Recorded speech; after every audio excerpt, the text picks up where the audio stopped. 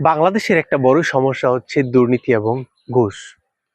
এই ঘুষ এটা এমন এক পর্যায়ে গেছে, আপনি কোনো জায়গায় বিশেষ করে সরকারি বিভিন্ন প্রতিষ্ঠানে আপনি সেবা পাবেন না টাকা ছাড়া। সেটা টপ টু বাটন।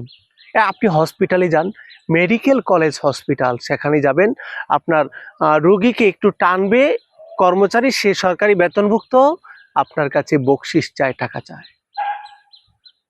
প্রত্যেকটা সেক্টরে এই সমস্যা আজকে দাঁড়িয়ে গেছে, যেটা আমি নিজে যে সমস্যার সম্মুখীন হয়েছি। বাবাকে নিয়ে যখন হসপিটালে গিয়েছিলাম, দেখলাম সেখানে পরিবেশ, সেখানে দায়িত্বরত আনসার সদস্য তারা বলে এখানে চিকিৎসা হবে না, চিকিৎসা বাইরে প্রাইভেট হসপিটালে যান।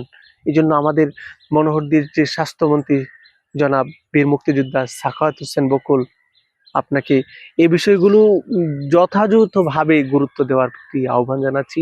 আশা করি আপনার আপনার মাধ্যমে স্বাস্থ্য খাত পরিবর্তন হবে, অন্যান্য সকল সেক্টরেও ইনশাল্লাহ পরিবর্তন হবে, সে প্রত্যাশা রাখছি।